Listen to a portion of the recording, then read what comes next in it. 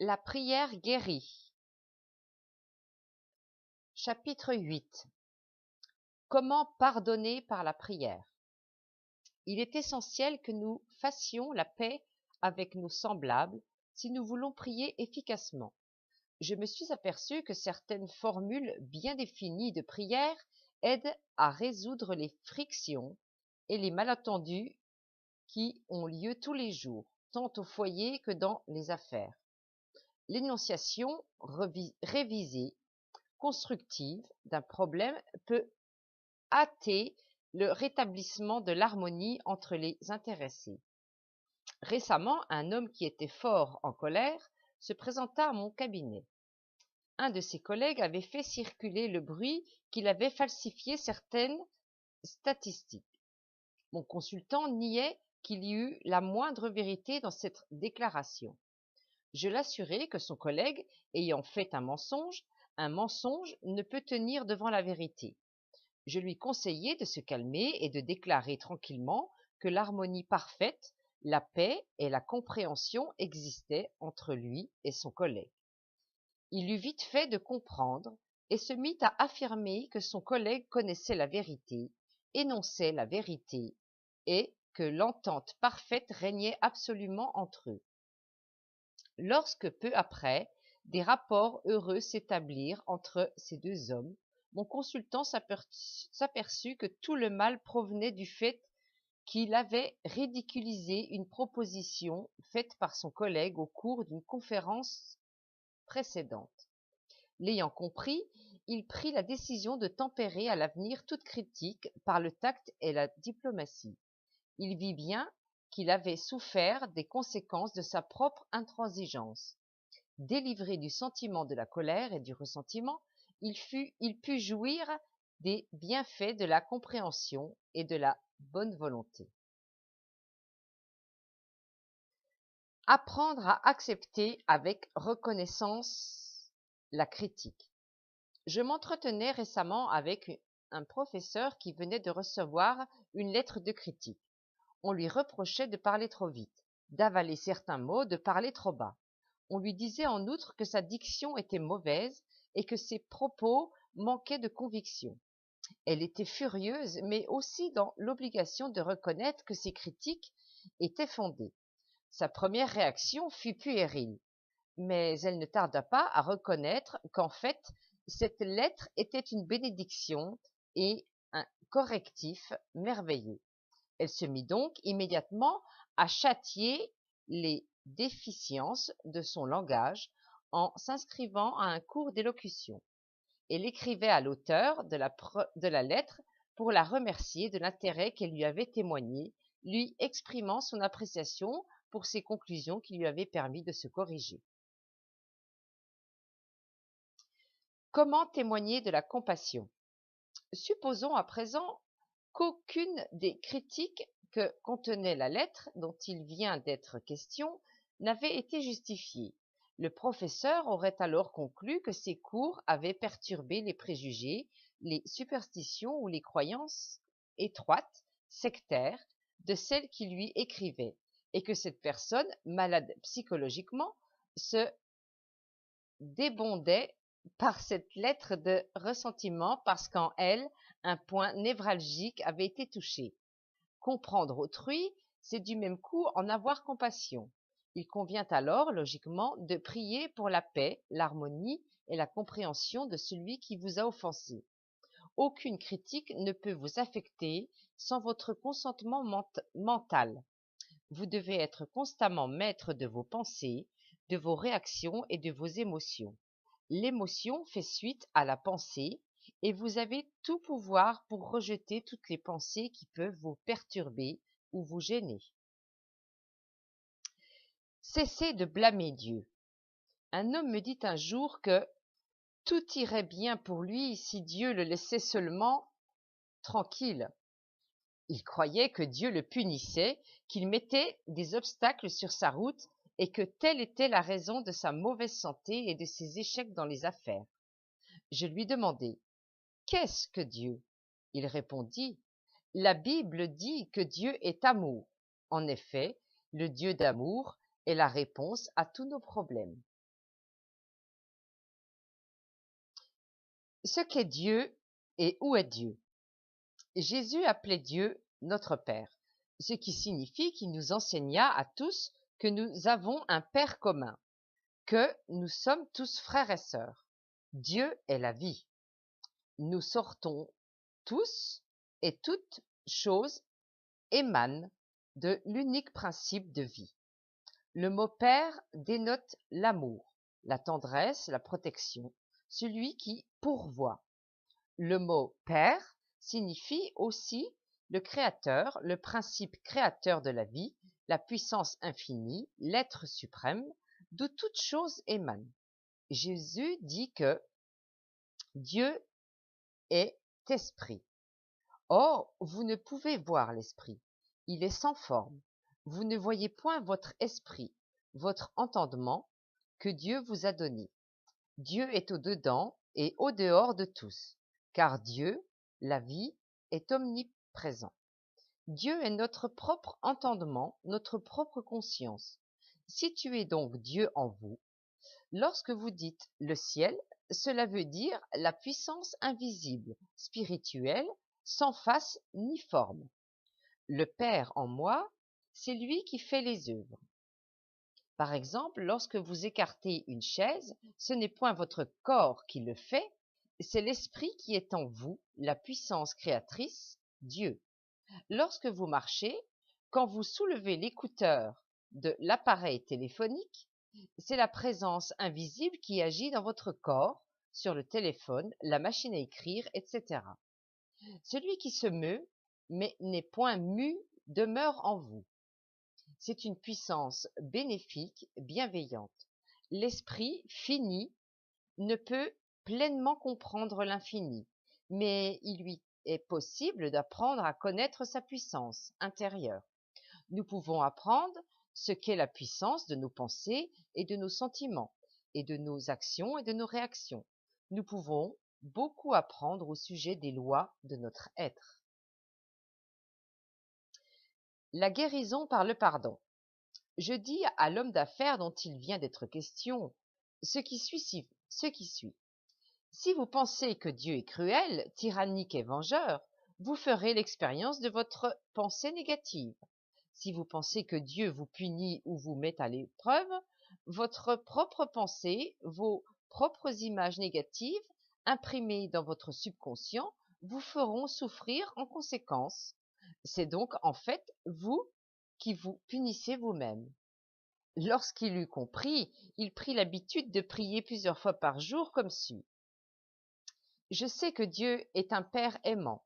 La vie qui m'anime, qui me protège, prend soin de moi, me guide, m'inspire. Cette puissance spirituelle m'est une bénédiction. Dieu m'enrichit de toutes les façons et je m'exprime divinement.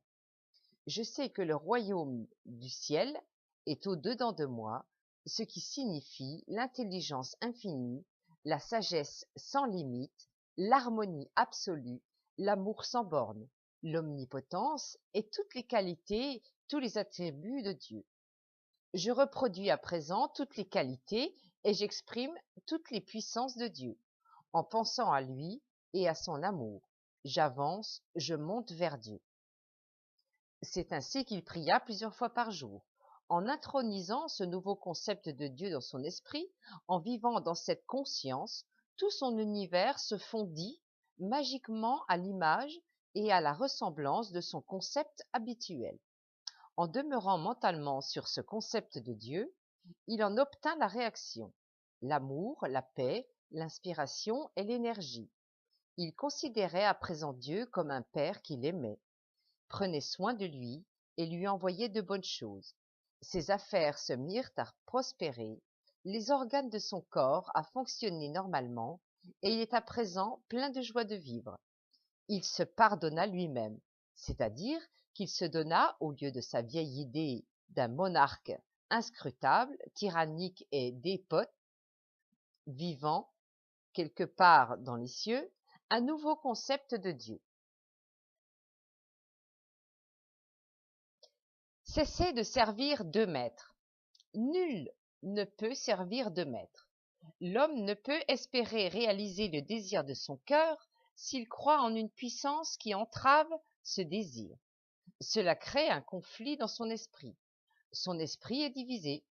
Cet homme-là marque le pas et n'arrive à rien, car il faut que son esprit agisse dans son unité. L'infini ne peut ni être divisé, ni être multiplié. L'infini est un, une unité. Il ne peut y avoir deux infinis. L'un s'opposerait à l'autre. Ils se neutraliseraient, s'annuleraient l'un l'autre. Au lieu d'un cosmos, nous aurions un chaos.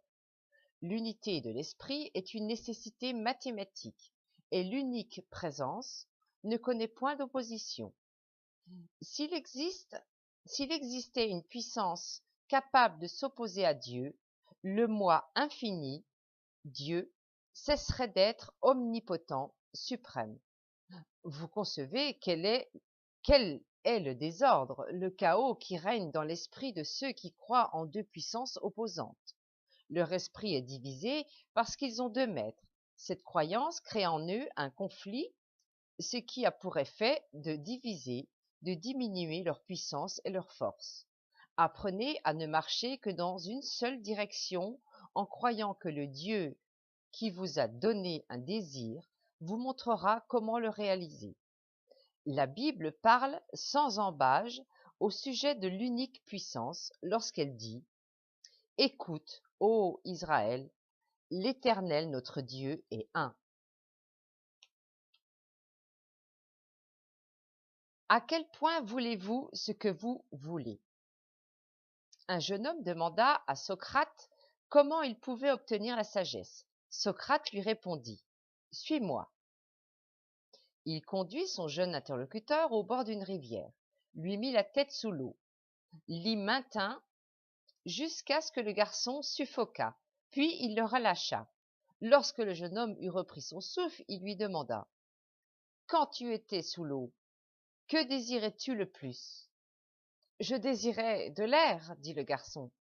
Socrate lui dit alors « Quand tu désireras la sagesse autant que tu désirais l'air lorsque tu étais immergé dans l'eau, tu la recevras. » L'homme qui désire vraiment la paix de l'esprit et le calme intérieur les recevra.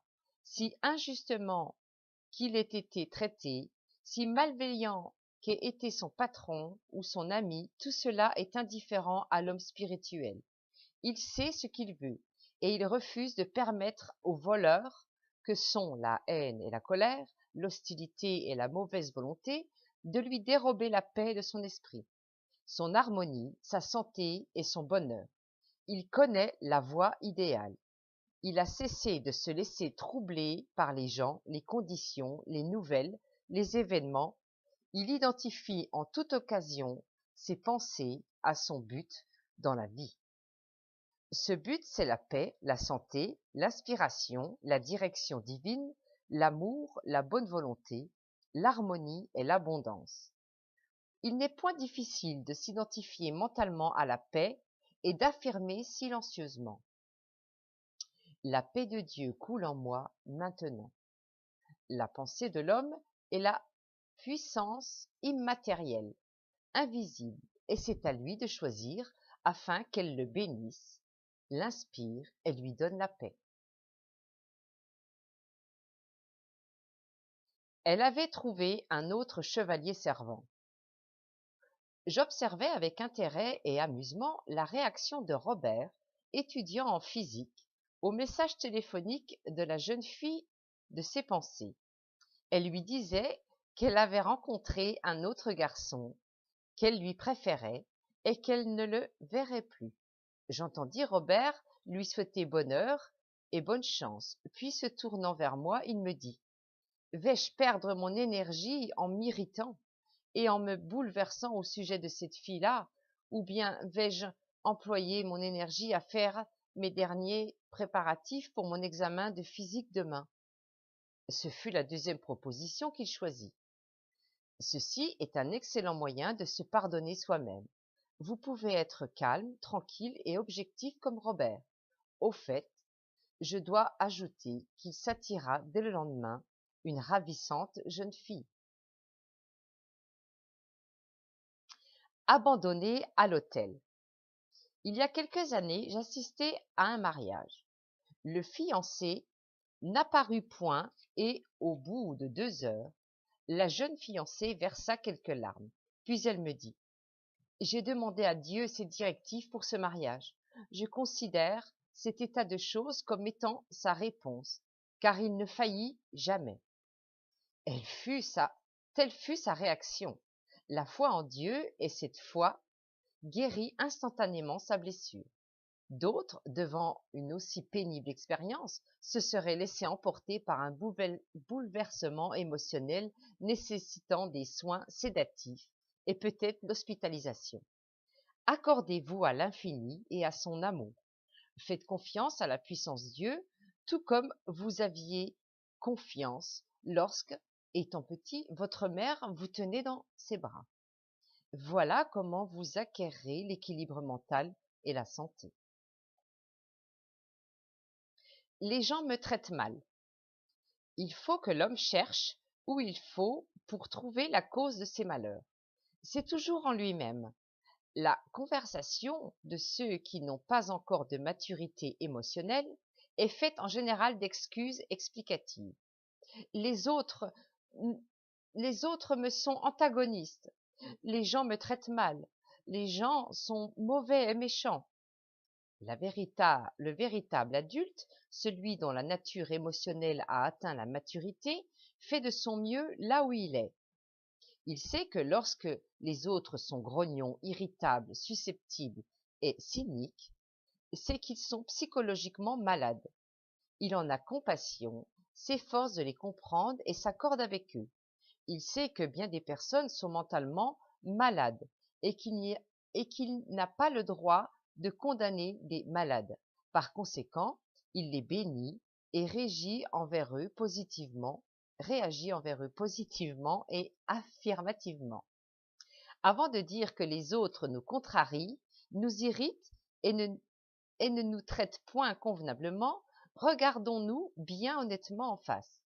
C'est une bonne chose que de nous examiner pour voir si nous n'avons pas pensé à des difficultés, à des détails, à des constructions, à des empêchements, si nous ne nous y sommes pas attendus.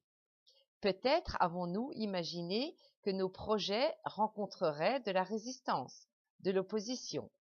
Si nous nous laissons aller à ce genre d'imagerie mentale, il faut que nous nous attendions à la projection de ces états de choses dans nos affaires, dans notre univers.